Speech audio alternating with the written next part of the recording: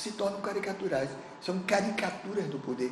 O Trump, se prestar atenção, junto com a aversão que você tem, qualquer pessoa razoável, normal, tem uma aversão ao Donald Trump, ao presidente americano, não é possível não ter.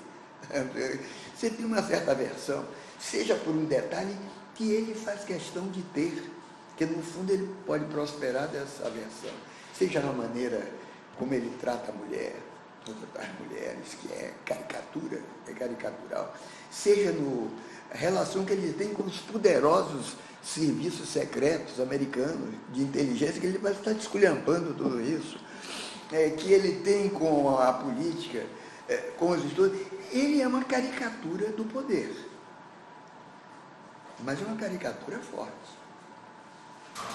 porque ele está lá no poder, já tem os códigos da bomba nuclear. Como é uma caricatura, o inimigo dele, o Pyongyang da Coreia. É uma caricatura também. Isso é uma caricatura. Manda matar o tio, mandou matar a ex-namorada, que já estava ficando incômoda, desapareceu subitamente. Tem 30, uma de cada aldeia, parece que mandam. Caricatura, isso não existe mais no mundo assim. No entanto, está lá no poder e tem armamento nuclear. Como é uma caricatura, vou repetir aqui no Brasil, atualmente a classe no poder, a classe política é caricatural. Romero Jucá, Temer, o Aécio, o que é o Aécio? Então, você começa a não saber se você está rindo por hilaridade pura ou de horror. Né? Então, pensem no jogo da caricatura, do caricatural, como alguma coisa que aparece no desconforto que você tem com a seriedade e a estabilidade das formas representativas. Então, isso está no fenômeno desse depauperamento da representação parlamentar, que é um fenômeno da mediatização.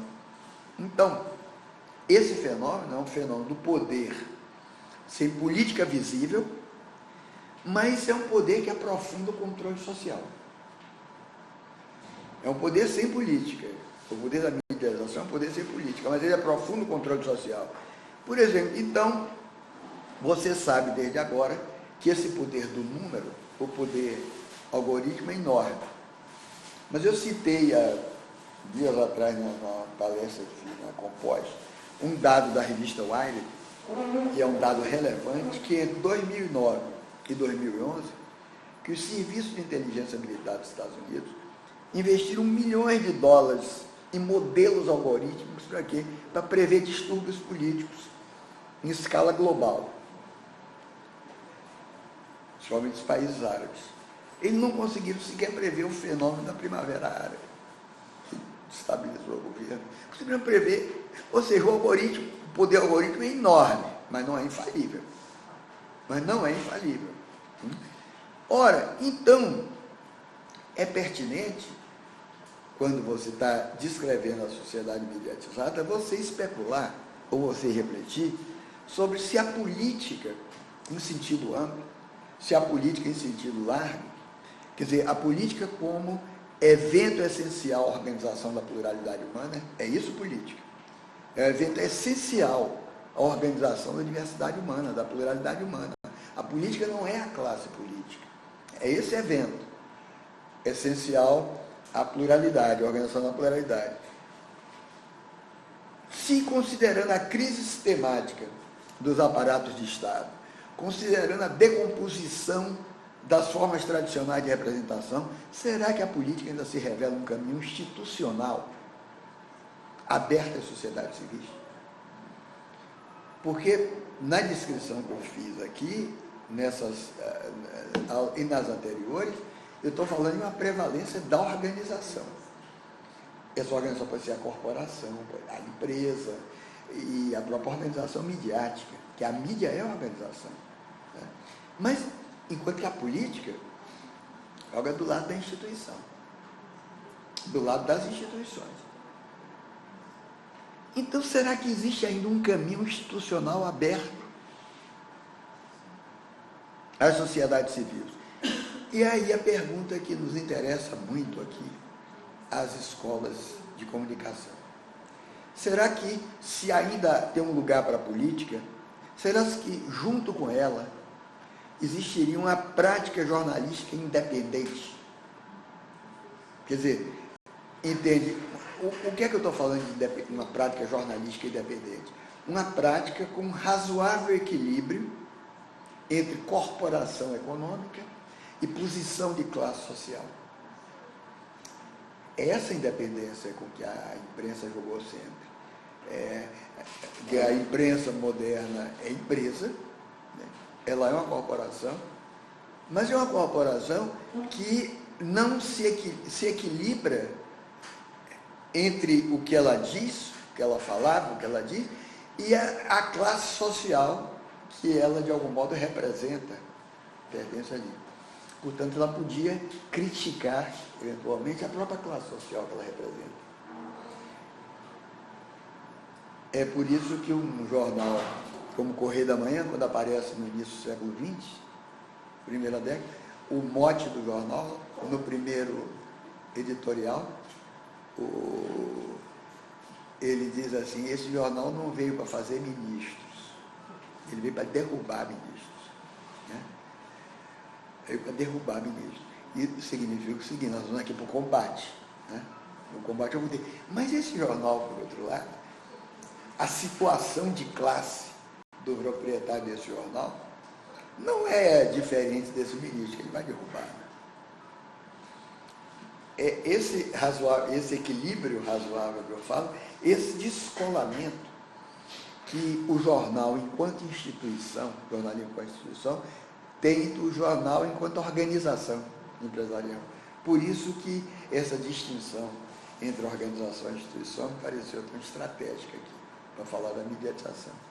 Porque no lado da institucionalização e da instituição, você tem um caminho aberto de contestação, de luta ainda. Então, quando você diz luta, não é necessariamente a luta armada, nem nada disso, mas é a capacidade que tem de a massa, o povo, intervir, o jornal intervir, como uma função mediadora, como uma função relevante na agenda pública. Não como uma câmara de eco de Estado e de governo, ou simplesmente da publicidade. Né? Uma ação mediadora. E essa ação mediadora tem efeitos de natureza política. Portanto, essa função do jornal é uma função institucional. Não é uma função de mercado. É uma função institucional. Portanto, é uma função que está a meio caminho entre os aspectos políticos da sociedade civil e os aspectos empresariais, e os aspectos organizacionais. Então, eu estou descrevendo o jornal dentro do modelo democrático, parlamentar, ocidental. Então, é a mediação que faz o trânsito simbólico, ou faz a comunicação, né, se quiser, da propriedade de um elemento para outro por meio de um terceiro termo, que é um meio de articular dois elementos diversos. Isso é a mediação. O jornal sempre serviu para isso. A glória do jornalismo é essa, é fazer essa mediação. Então, você tem um dualismo que está implícito na ideia de mediação, que é reforçado pela noção recorrente de intermediação. Ou seja, você tem dois termos separados. Você tem Estado e povo. O Estado toma decisões. Essas decisões, você tem que saber como é que elas foram tomadas. Tem algum controle sobre o povo? Não tem. O Estado está aqui, tem arma, tem forças armadas. O jornal está no meio. O jornal está no meio. Então, ele faz uma intermediação entre termos separados, que, se puder, é separado do Estado totalmente. Ele pega o imposto, faz o que quer e está fazendo. Então, no espaço público, esse intermediário podem ser pequenos grupos, podem ser líderes de opinião, né? Podem ser os porteiros, ou os filtros informativos, que os americanos chamam de gatekeepers. A tradição da sociologia americana, da comunicação e jornalismo, fala nesses gatekeepers, porteiros, que são aqueles que filtram a informação, dá para o povo. Então, a imprensa tradicional era uma entidade híbrida, uma entidade mestiça, de organização produtiva e de instituição. Então, a organização produtiva é o seguinte: o jornal não pode falir, ele vai tomar o dinheiro que ele puder, de onde? Das empresas, do Estado, da publicidade. Mas ele tem um lado que é instituição. E o que é que essa instituição faz? Ela dá abrigo à livre expressão civil. Portanto, é por isso que ele é caracterizado como esse porteiro de Estado e povo. Então, na prática, o prestígio do jornalismo vem dele ser um intermediário entre o cidadão e a esfera pública. Aí você diz, mas é um intermediário que sempre atua. Não, junto com essa mediação não é assim de igreja, né? Você tem o sensacionalismo, tem os grandes empresários achacadores, tem os impérios que se construíram tomando dinheiro do Estado, chantageando. Brasil, os diários associados, tem outros. Você pode traçar a história da imprensa brasileira e você vai ver que cada um deles fez esse tipo de coisa. Mas não importa e não importa tanto. A função de mediação está aí. Porque ele pode atacar, ele pode. Se notaram os interesses de classe, então, interesse às vezes é episódio. Notaram que o Globo, de repente, já não é mais amigo do Temer, que era há uns 6 meses atrás. Vocês notam. E, curiosamente, todos os colunistas que antes estavam aí estão porrados em cima do Temer, que todo mundo com o Temer agora é mau caráter. E é mesmo, né? Mas cada um deles está dizendo a seu modo. Podem todas as notícias, as gafes agora do Temer agora são vergonhosas, né? O único interesse do Temer na Rússia, o Putin nem foi receber no aeroporto, o único interesse que ele despertou nos deputados, ele estava olhando a foto da Marcela Temer na internet, né? O interesse que ele despertou foi esse. Quem é essa loura aqui? Não tinha outro. Então se suspeita que essa intermediação poderia estar sendo afetada pela mesma decomposição da história política, essa intermediação do jornal, ao mesmo tempo que vão emergindo novas formas sociais e vão emergindo novos embriões institucionais. Então, o prestígio da experiência escrita, portanto, ela decorre dessa mediação comprometida com a ética do liberalismo e culturalmente herdeira do iluminismo. Culturalmente herdeiro do iluminismo, porque foi o iluminismo francês que contribuiu grandemente para a renovação dos padrões de vida na Europa e no mundo. O prestígio da França, por meio de quê? Por meio da defesa do discurso racional, da racionalidade, do discurso, portanto, do argumento, da ideia, e por meio da investigação científica, isso é, do iluminismo. Ora, então, o que cabia à imprensa? Desde o início do começo do regime republicano europeu, sempre coube à imprensa assegurar ao cidadão a representatividade da palavra dele. Quer dizer, como se fosse votado por ele, um delegado votado pelo cidadão. Eu não posso falar, ninguém vai me escutar, né? Mas o jornal que eu compro e que é liberal pode falar por mim. Os pensamentos particulares dele, é dessa forma que o jornalismo pôde garantir um bem, que é a liberdade civil. A liberdade civil de você se expressar ou se manifestar publicamente. Ora, é por isso que na segunda metade do século XIX, o jornalismo foi fundamental para o aperfeiçoamento das condições liberais de discussão, das condições de persuasão. foi assim que o jornalismo abriu caminho para a democracia das opiniões. A gente fala democracia das opiniões, eu falei de outra democracia há pouco. No espaço público, que era adequado à Revolução Industrial, adequado ao liberalismo econômico, adequado ao liberalismo político. Então, o que eu estou querendo dizer aqui, em resumo? Que fora e antes da mediatização, o jornal era uma entidade republicana. O jornal era uma entidade republicana. Então, dentro desse escopo, seria possível até você conceber um jornalismo como um projeto maior do que o próprio jornal.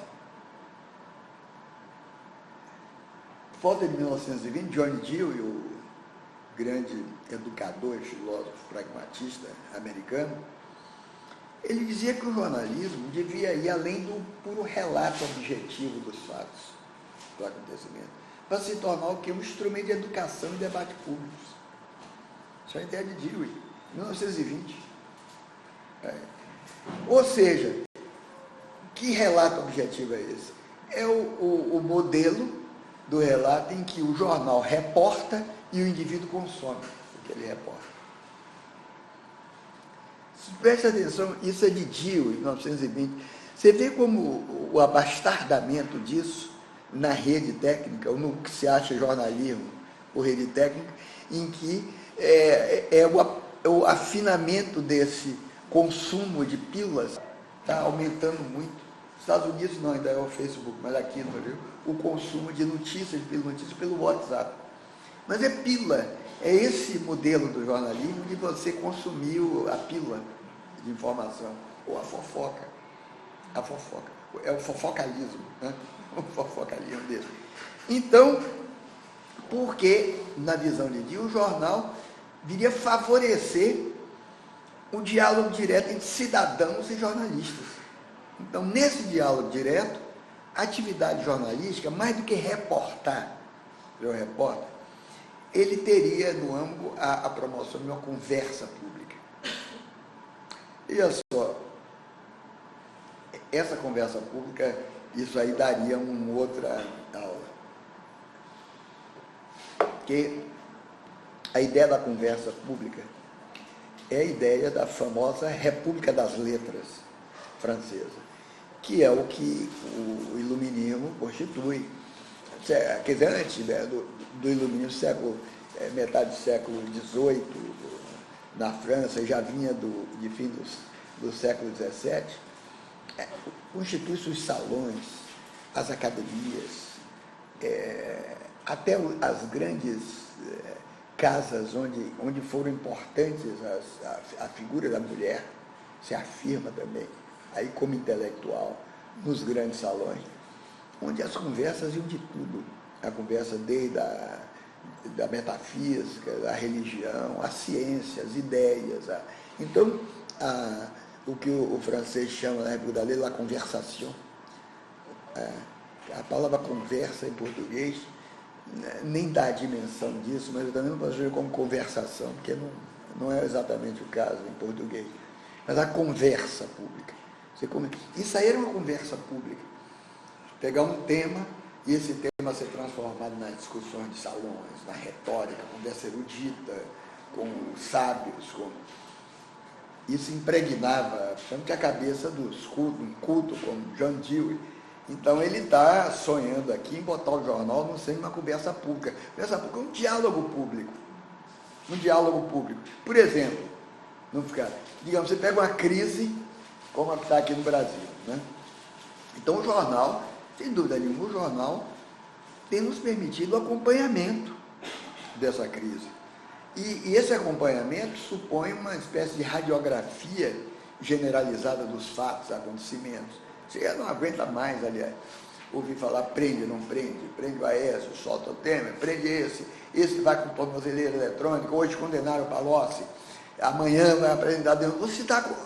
Quem está acompanhando está informado desses acontecimentos todos. Mas não há nenhuma discussão de conversa real. É só você bota para dentro os acontecimentos, engurgita, e quando vê o tema é regurgita. Né?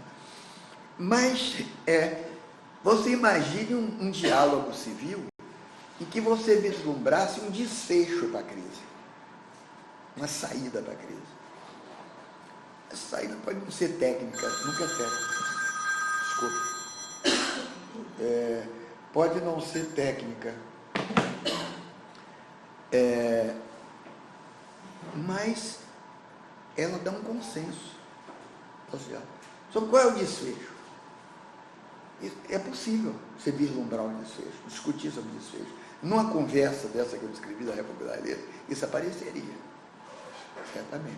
O que o Dewey está pensando é um jornal capaz de fazer um diálogo público onde essa coisa tivesse um curso. Então, qual a força política que teria uma especulação dessa? É que quando você tem um consenso com relação ao desfecho de uma crise, o que fica forte aí, mais do que a solução técnica, nunca seria aquela apenas, é a soberania do povo. É a soberania das massas que transparece aí no consenso, ao invés do puro discurso do ódio. Que o que nós temos na impossibilidade dessa discussão, desse desfecho, é isso que eu descrevi há pouco como os locutores do ódio. Aí você tem eu não vou dar nomes, né?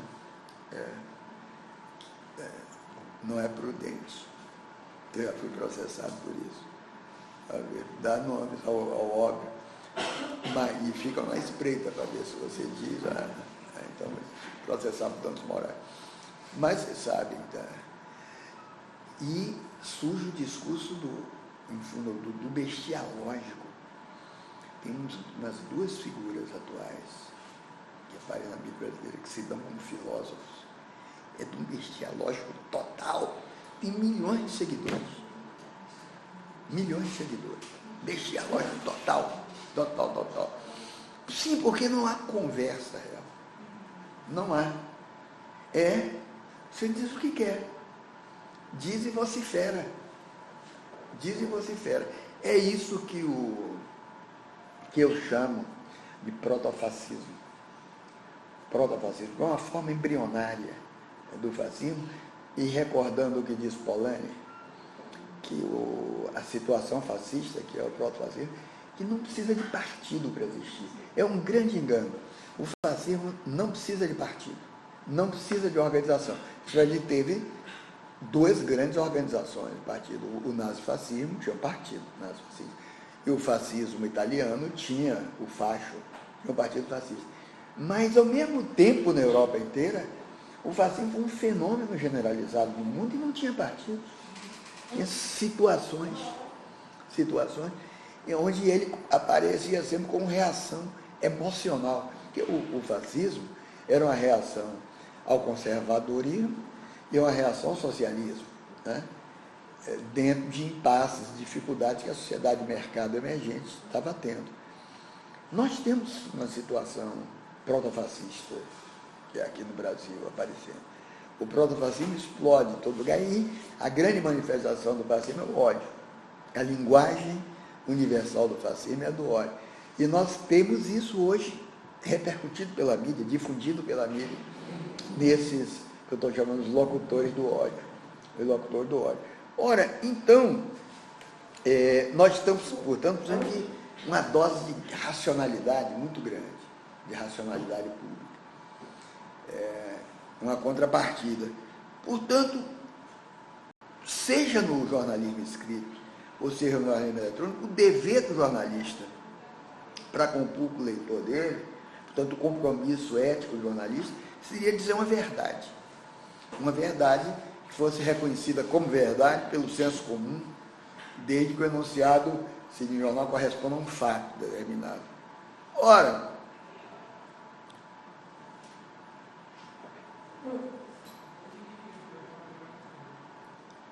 só que o principal objetivo da mídia atual,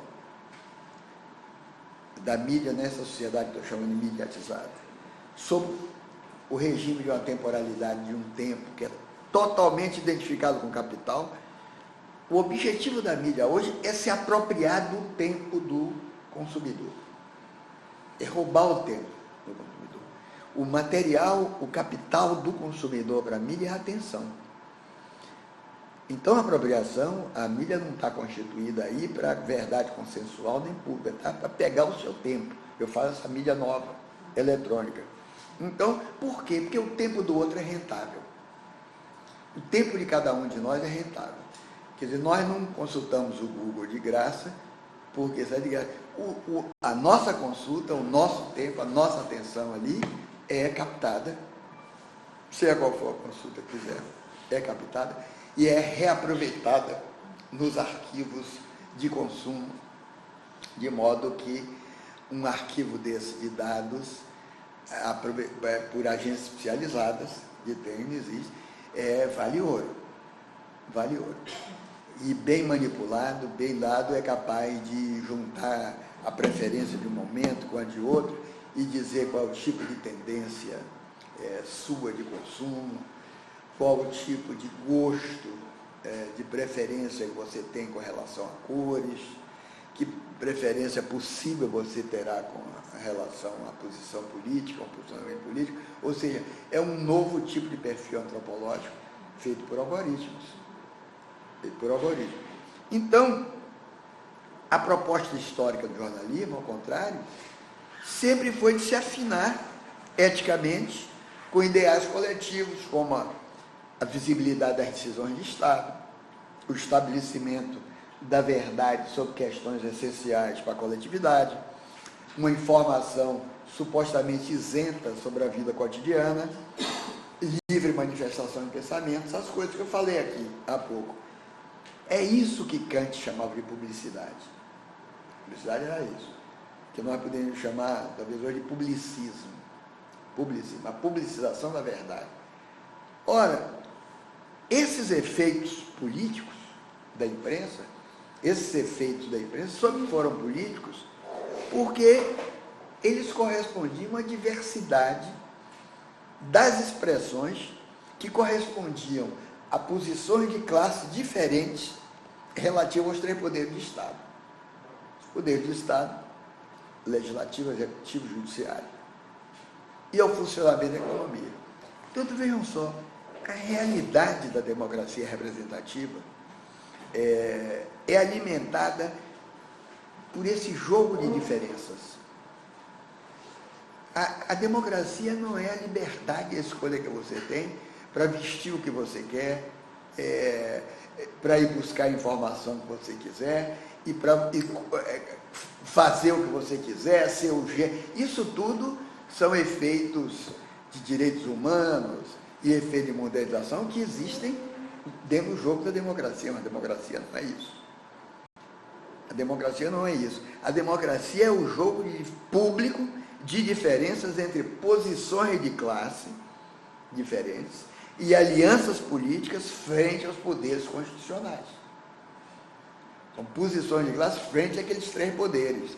Então, quando é que existe uma ditadura? Quando é que existe o totalitarismo? É quando essa realidade das diferenças é substituída por um simples formalismo jurídico. Por exemplo, aí você tem três poderes e tem a Constituição. Mas tudo isso está burocraticamente articulado sem mediação política. Nós estamos numa situação por aí, hein? Perigosa. Aí você diz, olha, ainda tem a classe política. A classe política está podre, mas ela está aí. Ela está aí. Mas você tem os três poderes. Você tem a Constituição. Burocraticamente, quando for só burocracia, essa articulação foi no regime militar. Foi só burocracia. Aí você tem um totalitarismo. Então, ocorre o totalitarismo quando se apaga a pluralidade da representação em favor de um efetivo poder anticonstitucional